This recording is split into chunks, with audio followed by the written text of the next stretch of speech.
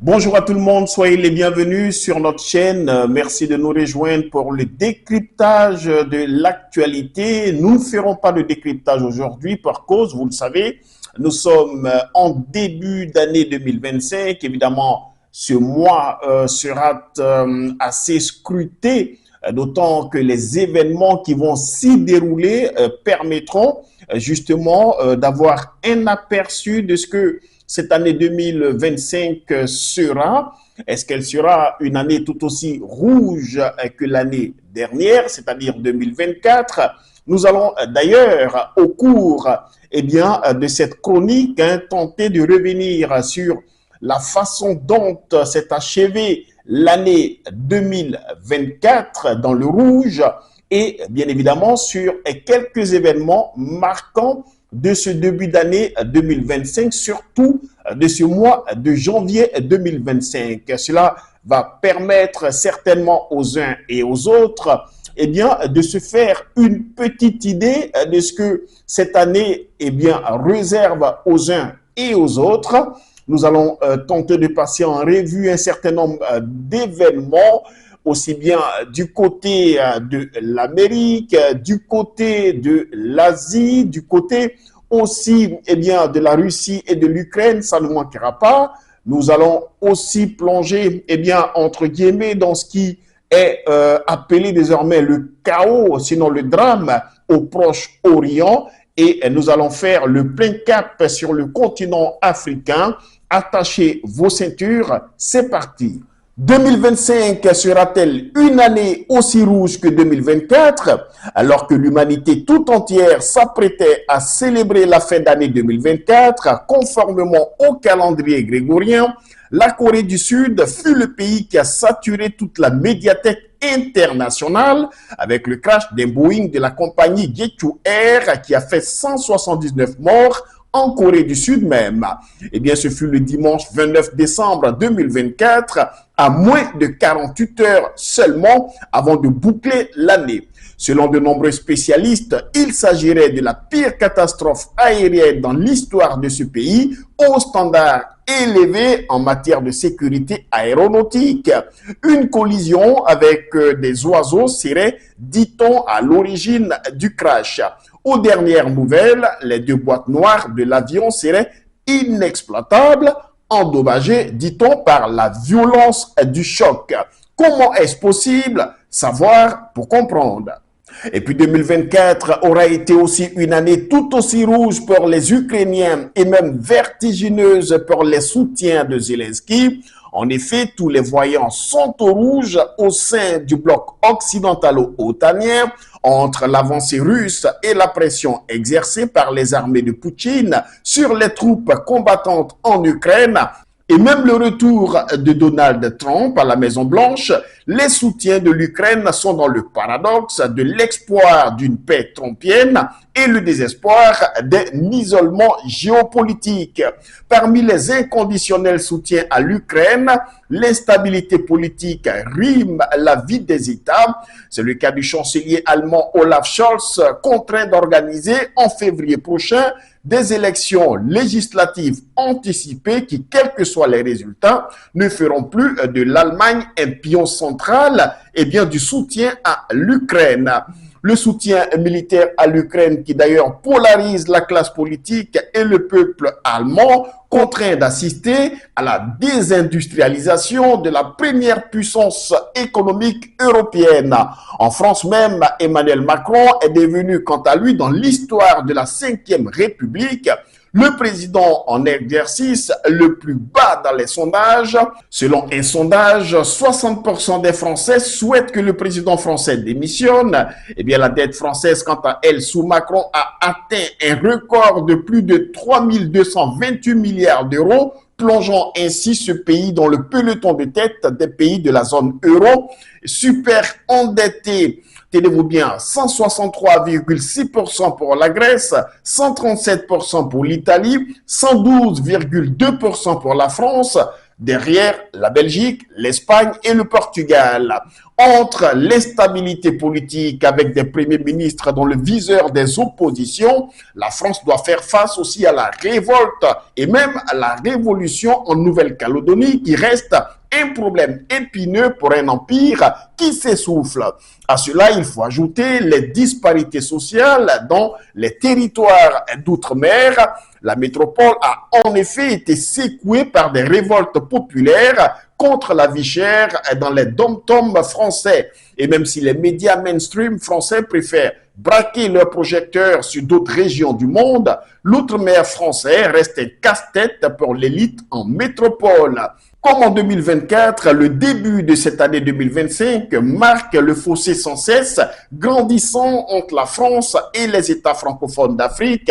Le discours d'Emmanuel Macron face aux ambassadeurs le 6 janvier dernier a fini par rallier au mouvement panafricaniste ceux qui croyaient encore à l'apaisement des relations entre Paris et ses anciennes colonies.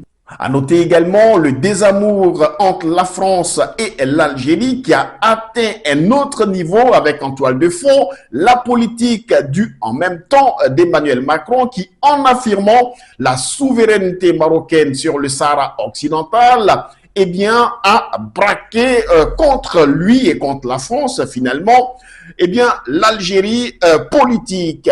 Le reste se passe de tout commentaire.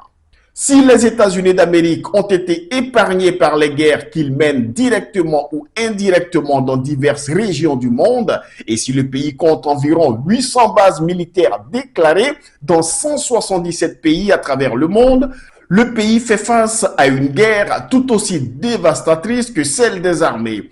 En effet, depuis plusieurs jours, la vitrine du rêve américain brûle. Eh bien, le cœur du wokisme à l'échelle de la planète est en flammes. Los Angeles fait face à des incendies qui consument les symboles du prestige de l'American Dream. Plusieurs maisons parties en fumée, les quartiers les plus prisés de la mégalopole californienne sont en proie à des incendies hors de contrôle. Et si la version officielle attribue l'origine de ces incendies à la sécheresse et même au vent violent, d'autres versions plutôt taxés d'être complotistes, font rage sur les réseaux sociaux, chacun y allant de son analyse. Le moins que l'on puisse dire, c'est qu'il s'agit d'un début d'année dramatique pour les États-Unis d'Amérique et même ces incendies qui s'ajoutent à de nombreux défis auxquels devront faire face l'administration de Donald Trump qui entrera en fonction officiellement le 20 janvier prochain. Une situation qui risque de compromettre les espoirs de Volodymyr Zelensky quant au soutien américain à l'Ukraine, sans compter l'Europe qui devra faire face à la position de Trump sur le financement de l'OTAN et même l'augmentation des taxes douanières de certains produits européens. Car on le sait bien, avec Donald Trump, le slogan c'est America First.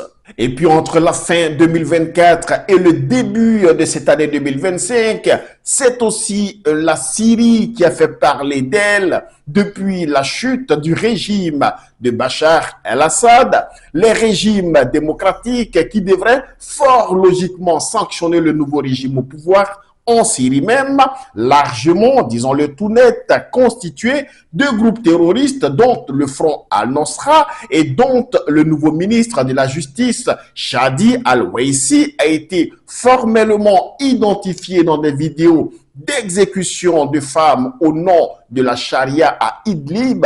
Ce fut en 2015. Le vendredi 3 janvier, Annalena Baerbock et Jean-Noël Barrot, tous deux ministres des Affaires étrangères de la France et de l'Allemagne, se sont rendus à Damas, la capitale de la Syrie, pour s'entretenir avec le nouvel homme fort du pays, Ahmad al-Shareh. Il est aussi connu sous le nom de Abou Mohamed al-Joulani. Le nouveau dirigeant du pays, depuis sa prise de pouvoir le 8 décembre dernier, la réunion, dit-on, intervenait sous mandat de l'Union européenne.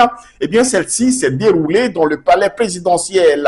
Seulement, voilà, à leur arrivée sur place, le chef du groupe islamiste radical Ayatollah al-Sham, HTS, a accueilli les deux ministres en refusant, tenez-vous bien, de serrer la main de la ministre allemande des Affaires étrangères. Une attitude qui a soulevé un tollé au niveau d'un certain nombre de médias mainstream en Europe même, et qui nous laisse un tout petit peu entrevoir cette Syrie qui décidément ne rassure pas, c'est le moins que l'on puisse dire.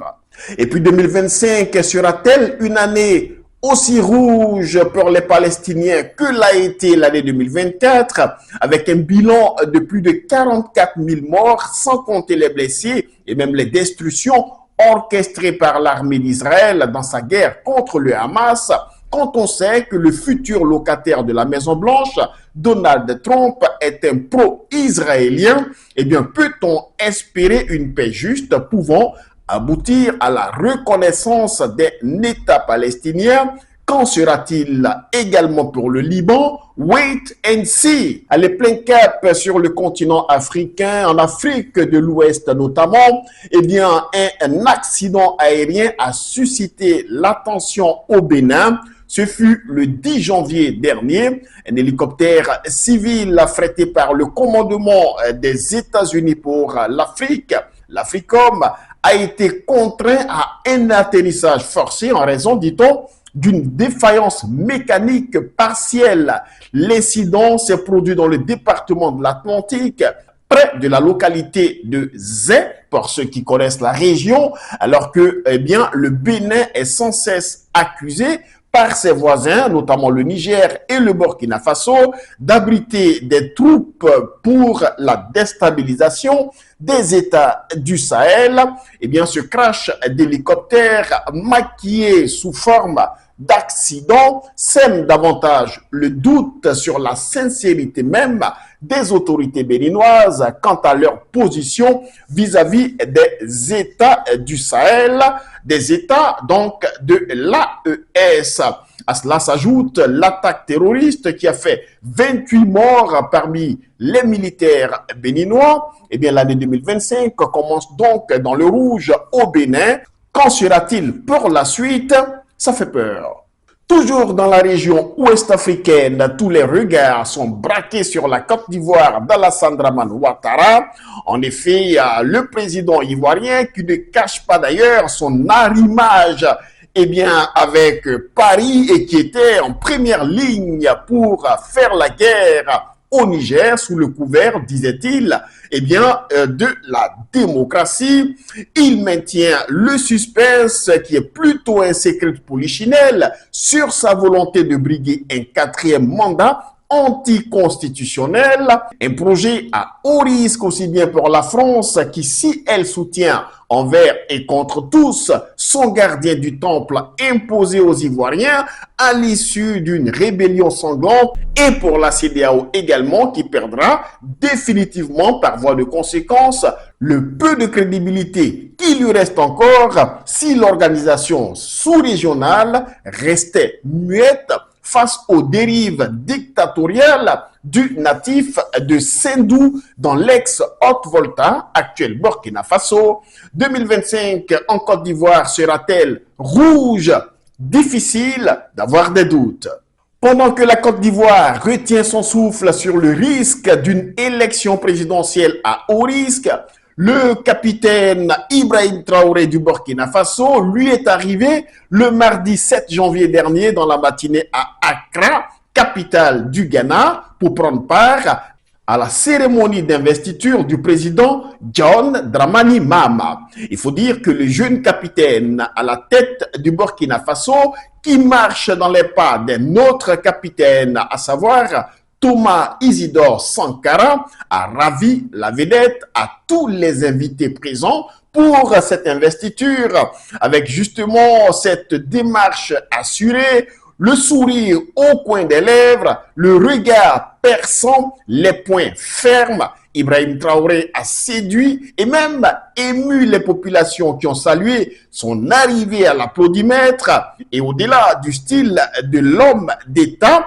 Cette émotion prouve à suffisance la volonté de liberté et de souveraineté des peuples africains qui ont le sentiment finalement que la démocratie est un concept à géométrie variable. Et puis toujours en 2025, parlons de la République démocratique du Congo.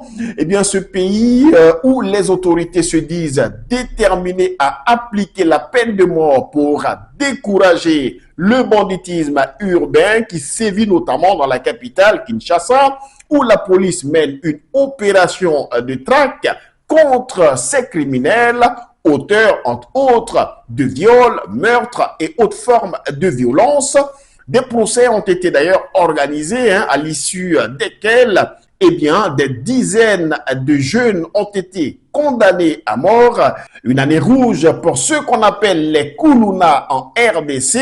Les images de leur condamnation ont d'ailleurs donné lieu à plusieurs vidéos sur les réseaux sociaux affirmant que ces jeunes délinquants auraient été exécutés et ce, à l'issue des peines prononcées. La RDC, c'est aussi 2025 qui débute malheureusement comme 2024 avec notamment l'avancée des troupes rebelles du M23 qui donne le sentiment que certains lobbies sont à l'œuvre pour la dislocation de la République démocratique du Congo, comme ce fut d'ailleurs le cas, souvenons-nous, souvenez-vous, pour l'ex-URSS, mais également pour la Yougoslavie et même l'ex-Soudan. Terminons justement ce kaléidoscope de l'année 2024, de la fin d'année 2024 et le début de cette année 2025 avec une fois encore la France, où à Strasbourg, une collision entre deux tramways a fait 68 blessés. L'accident s'est déroulé le samedi après-midi à la station de la gare centrale. Eh bien, la maire de la ville, Jeanne Barsédian, a fait savoir que d'après les premières informations, il y a eu un choc frontal brutal entre deux trams après une marche arrière de l'un d'entre eux. Le parquet a écarté un acte volontaire. Le choc, quant à lui, a été brutal et violent. Eh bien, les deux tramways sont entrés donc en collision à l'arrêt de la gare centrale de Strasbourg. Je le rappelle, ce fut le samedi 11 janvier dernier aux alentours de 16 heures. Selon le bilan définitif communiqué dimanche par la préfecture, eh bien 68 blessés ont été recensés. Ils se trouvent, dit-on, en urgence relative. Eh bien voilà, encore une fois, alors que nous bouclons la boucle et que nous refermons ce kaléidoscope en ce qui concerne aussi bien la fin d'année 2024 et ce début d'année 2025 qui est plutôt mouvementé avec des inquiétudes légitimes, des craintes fort légitimes tout également. Eh bien, je m'en vais vous saluer. Je vous souhaite le meilleur. Restez positifs. Restons positifs. Il y a une recette, une seule recette qui peut permettre d'éviter autant de catastrophes. C'est l'amour. Salut.